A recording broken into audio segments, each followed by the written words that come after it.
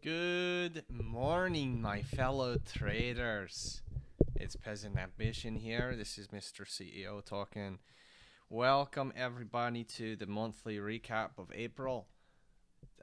This is not the best month. Of course, I thought that we were going to have some type of profitable month for the first time. It didn't happen, unfortunately. So I just want to go about it, just to talk about it, and then we're gonna go into give it to the trade of the month, and then we're gonna go to the CFO for his words. Okay, so starting off, um, look, actually, we gotta start off with some gratitudes. Gratitude is thank God that you know, in these times where it's not profitable whatsoever, as we'll get into, it's hard to come up with things that I'm thankful for. But I'm telling you, it's a good thing to be at least happy about. Even though the ship looks like it's not heading in the right direction, I do feel like we are making improvements. And we'll get into them today. But I'm just thankful for the for God giving me this passion. There are plenty of people that might not have found their passion yet, or their passion may not be profitable. Where they can have their job as their passion, but I feel like I've found a really good thing to be happy about, and it's just a matter of time, practice, and patience. Um, to be able to turn this ship into profitable territory. But at the moment, we should not be super happy. I understand we need to be respectful of coin, and if we lose coin, we shouldn't be, disregarding that. And I'm not trying to do that. I'm just trying to be a little bit optimistic on this gloomy month of April here. So let's get into it. I lost negative $6,405 this month.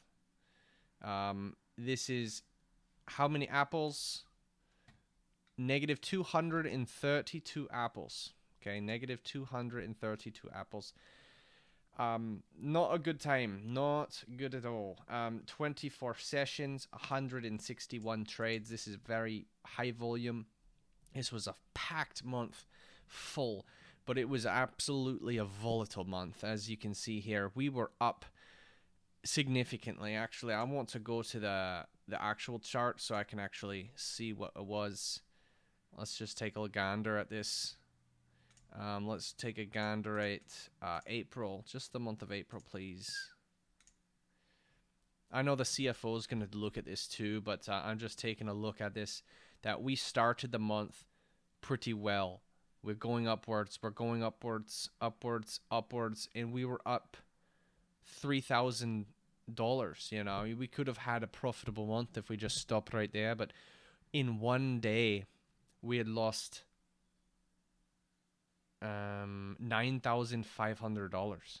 I mean, come on, mate. Obviously, this has happened before, and how many times is it gonna take to figure it out? And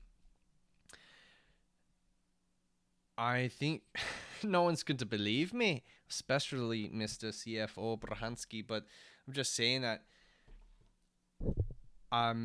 next month you're not going to see this gigantic move down. We've got our spot on it. There's this story in a book. What's it called? Forgot the book. It's a Christian author. It says, "I fall in the hole. I don't know what it is. It takes a long, long time to get out. The next day, I fall in the hole. Oh, I know what it is. It still takes a long time to get out. The third day, he falls in the hole again. He sees the hole first, and then he falls in the hole, and then it takes a short time to get out. And then the fourth day, he sees the hole, And he, just as he starts to step into it, he scoots to the side and walks around it. I think we see the hole. I think we see it. So it's just a matter of stepping around that hole and continue on the path. Because if you take this day out of it, connect these bubbles up to these bubbles, this is a profitable month, gentlemen. I know everybody sees that it's a negative month, but I see that if I subtract this gigantic day, we have a profitable month, mate. That's a huge deal. Huge, huge deal. So I see light at the end of the tunnel, and I know it sucks. I know it sucks, but that's what we're looking at. Anyways, that's what it is. Is that it? Yeah, that's it for me. So let's go into trade of the month. Trade of the month was Brethren from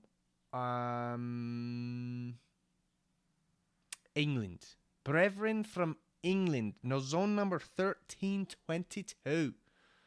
Where are you at, Brethren? Oh, what's up, mate? Oh, I got called up there. Oh my goodness. Oh goodness me. Oh, could I take the screen and show you? Oh, of course, mate. Yeah, go ahead, mate. Let's go. Let's see it. Let's see zone number 1322. That's you. Oh, matey. Oh, I can't wait for this. Okay, I'll show ya. Okay, it's 1322. Oh, this was a glorious goal. Glorious. 1322. I forgot what it was. I'm mistaken, but I will tell you. Oh my goodness. Oh goodness me. Oh goodness me. It was the 5-minute breakout bar prevention. Oh my goodness. Oh, this was such a splendid finish. Look at this, mate. It was going downwards, as you can see. And it went up and it went down. It's going to break that low to continue a breakout to the downside. And I just said, you know, that's not how it's going to work.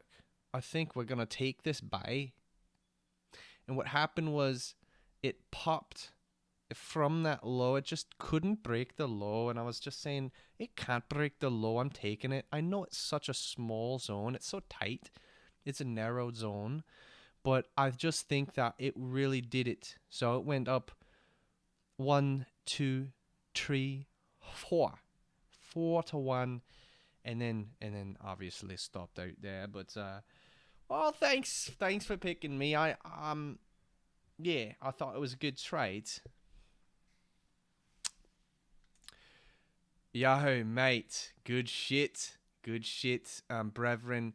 Look, why'd you place the trade in the first place? I know that, you know, first of all, actually, I want to know how much you got on it, and what risk reward you went for, and why did you place the trade? Like, really, why did you place the trade? Thank you. Well, matey, let's see here. I don't know exactly how much I made on it, but we can take a gander. 1322 zone number right there. It was a 5-minute breakup by prevention narrow. Oh, I called it micro. That's good. It went 3.75 to 1. I got out at a 4 to 1, and I lost money on it. So this trade of the month is a loser. Is that what I'm getting at, Mr. CFO Brahansky?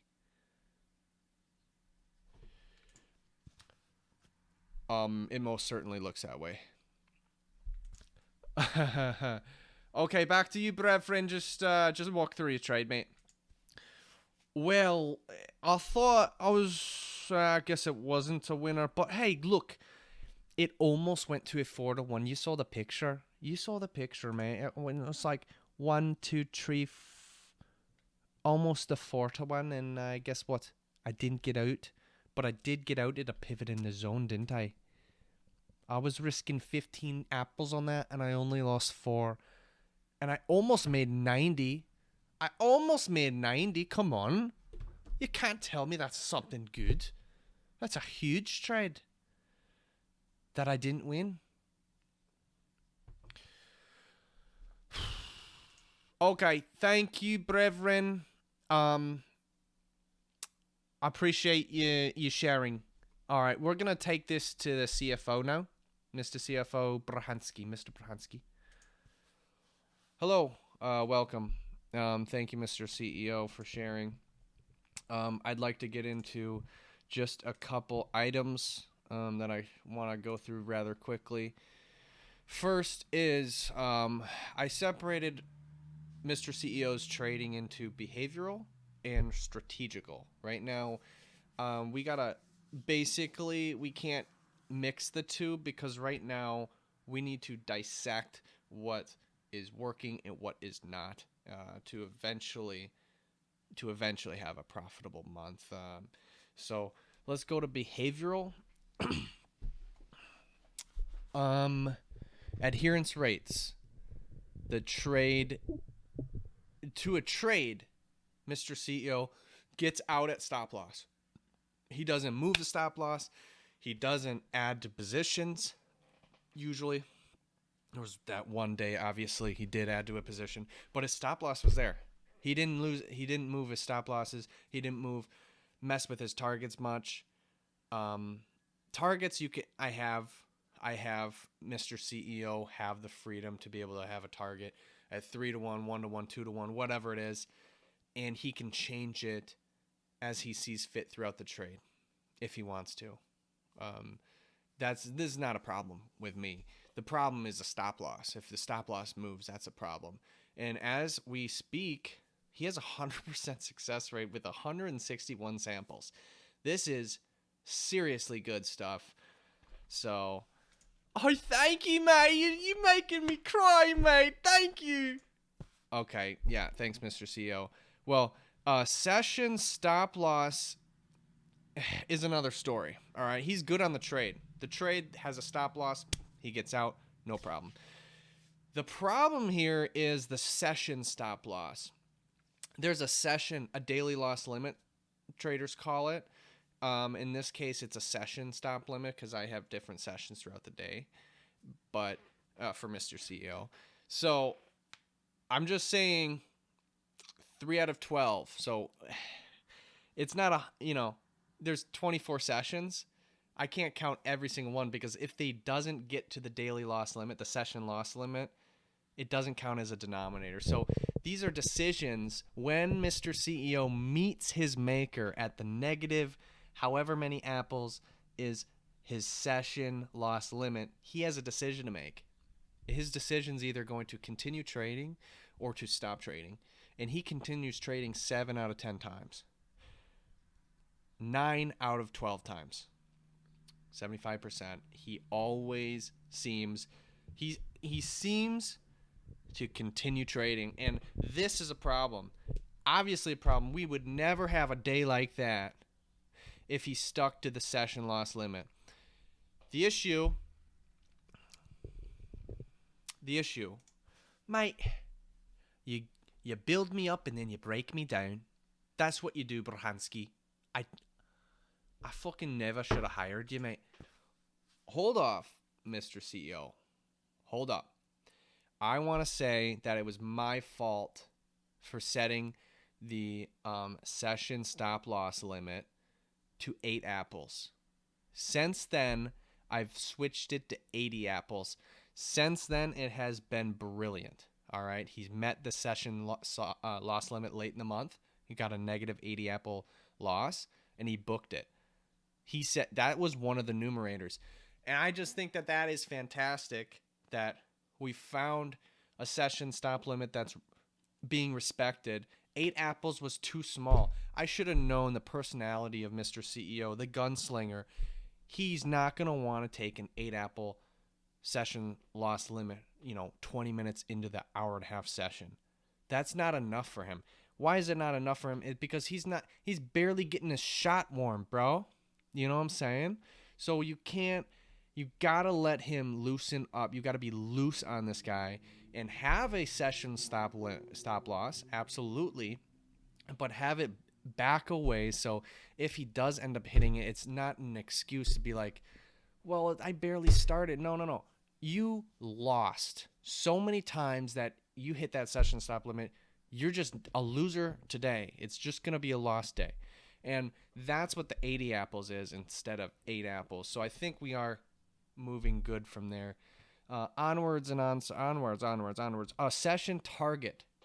Next thing, I got to say, I've worked with a lot of traders, okay? I was hired on to help Mr. CEO here, and I have not seen one trader with the adherence rate to session targets as he does. If there's one thing Mr. CEO is good at, it's stopping while he's ahead. I've noticed this every time we have a session target hit. 11 out of 11 times he hits it. It's 20 apples. So we set it up to we have a session stop loss of 80 apples. We have a session target of 20. He hits 20, it's over 100% of the time. Now we're trying to transfer it into 80. So if it's negative 80, 100% of the time he's done. It's negative 80. So we want the adherence rate really, really, really, really, really high. 100% adherence rate. We want that. Onwards. Monthly stop loss and monthly target. For next month, we're going to be doing a monthly stop loss of 160 apples. That's 2 times your session stop loss. If you happen to lose 2 sessions in a row, negative 80, that sucks for you. You're pretty much trading the simulator the entire month. Now, we have not tested the adherence to this. Look, we can make rules all day. We can make rules all day long. But if they're not followed, what good is it? We need an adherence rate. Mr. CEO needs to adhere to these rules. He is starting to adhere to session losses, session stop losses, session targets. He's starting to, but he needs to adhere to monthly session stop losses. And this is new this month. We haven't ever had a monthly stop loss or a monthly target before. Our monthly target's going to be 200 apples. All right. Our monthly stop losses is 160. So risking 160 this month for a possible reward of 200. So round about 1-to-1 target on the month. That's a trade. This is a monthly swing trade. This is my way of swing trading.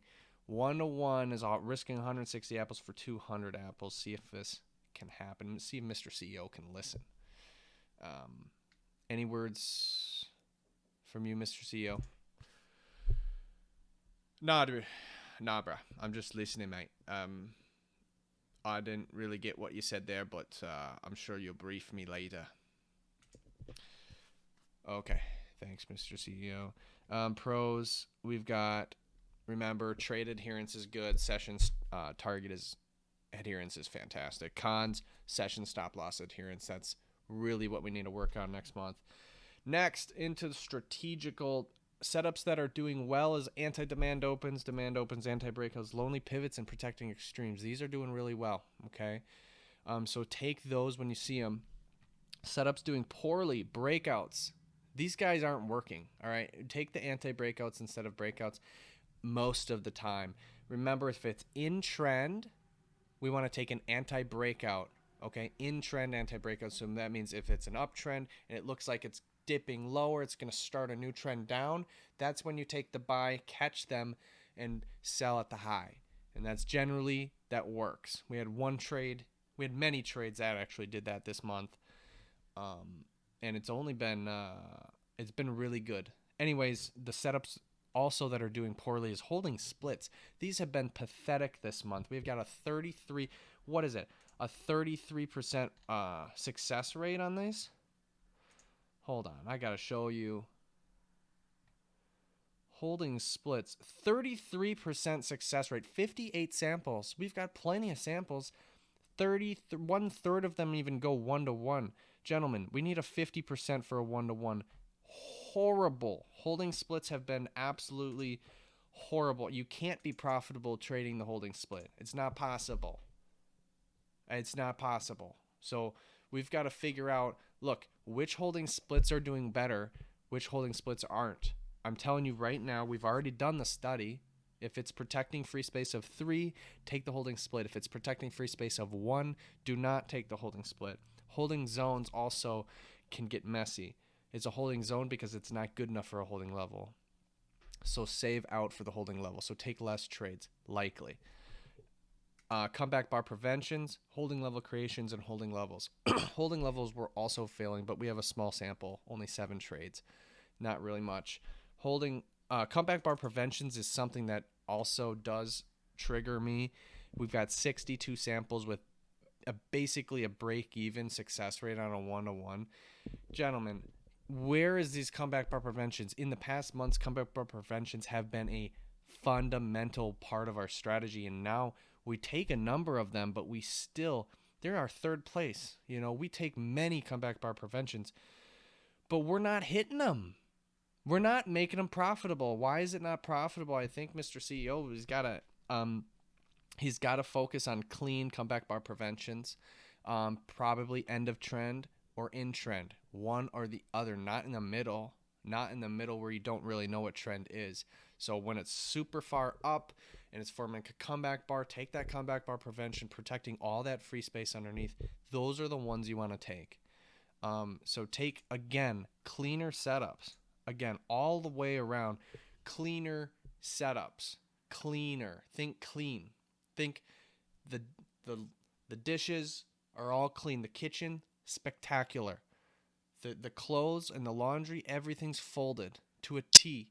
Your freaking hangers, all buttoned up, perfect, all straight in a row, clean. All right, that's what we want to think when we're trading. And then that's it from me, Mr. CEO. Back to you. Well, mate, thanks for that. That's why you get paid the big bucks. Yeah, mate. Thanks, mate. All right, thanks everybody for listening. This has been going on for a while, so next month we're going to try to do our best and forget the rest. Remember, risking 160 apples for next month to try to make 200.